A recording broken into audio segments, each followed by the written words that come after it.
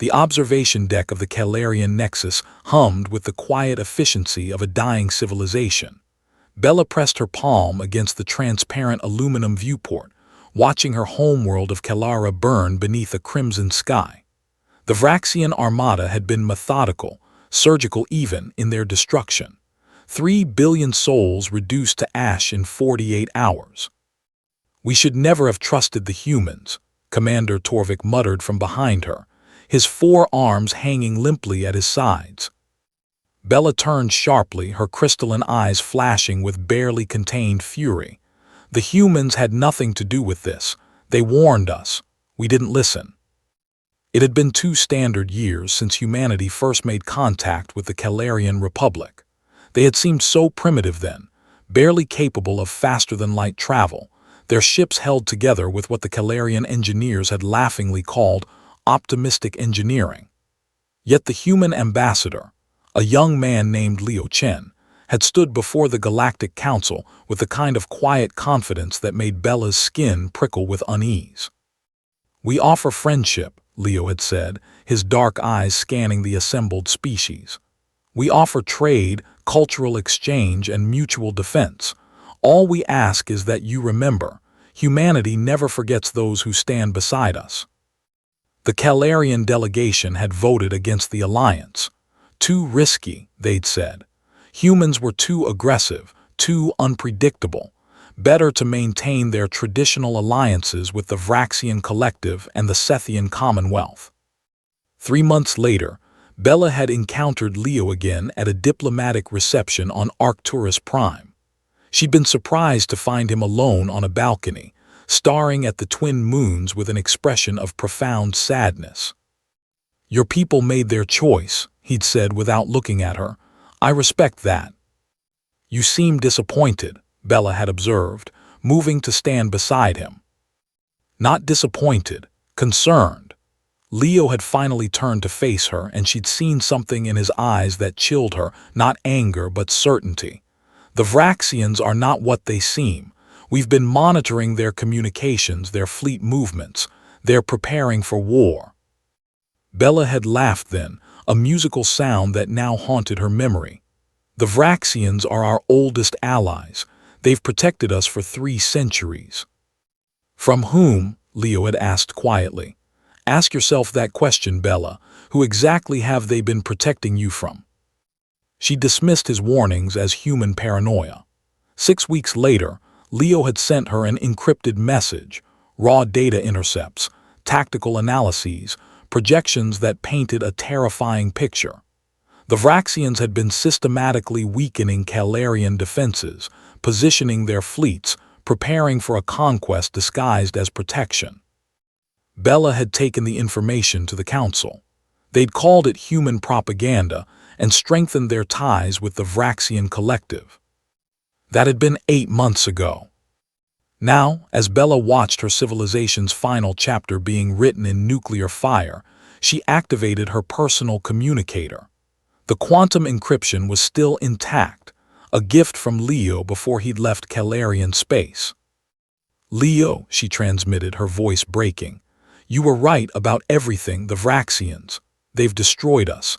Kalara is gone.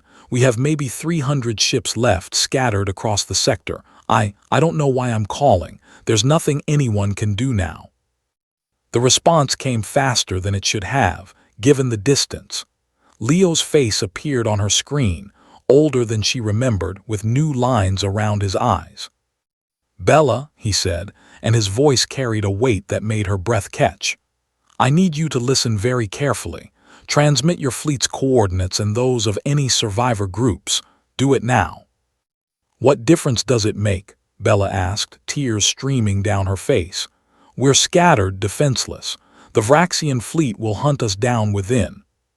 "Bella," Leo's voice cut through her despair like a plasma blade. "Humanity never forgets a favor. 2 years ago, when our colony ship New Beijing suffered catastrophic systems failure in the Theta sector, do you remember what happened?" She did remember. A single Calarian medical frigate had been in the area, her ship, the Mercy of Kalara. Against regulations, Bella had diverted course and spent 3 days evacuating 6,000 human colonists before their ship's reactor went critical. That was just basic decency, Bella whispered. Perhaps, Leo replied, and something like a smile touched his lips. But we don't forget. Transmit your coordinates. Trust me one more time. Bella made the transmission, though she couldn't imagine what difference it would make. The United Terran Federation was 3 months away at maximum FTL speed, and their fleet was tiny compared to the Vraxian Armada. 47 minutes later, reality tore itself apart. The space around the Calarian Nexus rippled like water, and ships began to emerge. Not the clean, elegant vessels of traditional FTL translation. These punched through spacetime with raw, brutal force. Bella watched in stunned silence as the scanners struggled to count them. 200 ships, 500, 1,000. Commander Torvik stumbled to the tactical display, his voice shaking. That's impossible. Those are human vessels, but the energy signatures. They're reading 10 times stronger than anything in our databases. Bella's communicator chimed. Leo's face appeared again, but now he was on a ship's bridge, surrounded by activity. 2 years ago, Leo said, you saved 6,000 of our people. Among them were 73 children, including my niece. She was 5 years old then. Because of you, she'll turn 7 next month. The human fleet was spreading out now, moving with a precision that made the Calarian military formations look amateur by comparison. We've been building, Bella, Leo continued. The Galactic Council thinks humanity is weak because we're new to the stars. They don't understand what we are. We're not builders of empires. We're not conquerors or traders at heart. We're survivors. And the thing about survivors is we take care of our own. On the tactical display, the Vraxian Armada was turning to face this new threat. 3,000 Vraxian warships, each one a masterpiece of military engineering honed over centuries of warfare. They never stood a chance. The human fleet didn't just engage, it dismantled. Weapons technologies that shouldn't have existed carved through Vraxian shields like they were paper. Kinetic kill vehicles moving at 98% of light speed turned battleships into expanding clouds of plasma. And behind it, all was a coordination that spoke of quantum entanglement communications and AI-assisted tactical networks generations, beyond anything the galaxy had seen. How? Bella breathed, watching in awe as the most powerful military force in known space was systematically annihilated. You saved our children, Leo said simply. So we showed you our true face. Humanity has been holding back, Bella. We learned long ago that being underestimated is a survival advantage. But when someone touches our friends, our allies, our children, his voice hardened. Then we show them why Earth is the only planet in the galaxy that evolved persistence hunters as its dominant species. We don't give up. We don't forget. And we don't forgive those who harm the innocent. The battle lasted 6 hours. When it ended, the Vraxian collective's military capacity had been reduced by 93%. The human fleet had lost 47 ships, and humanity mourned each one like a personal tragedy, broadcasting the names of every crew member who'd fallen. In the aftermath, as human rescue ships began coordinating with Calarian survivors, Bella found herself on a shuttle headed for Leo's flagship, the Remembrance.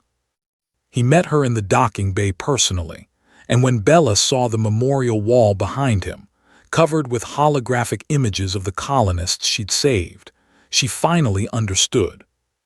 We named every ship in this fleet after someone you saved, Leo said quietly. The Remembrance itself is named for the memory we carry of that day, of your choice to help when you had no obligation to do so. Bella's legs gave out and Leo caught her, supporting her weight as she wept.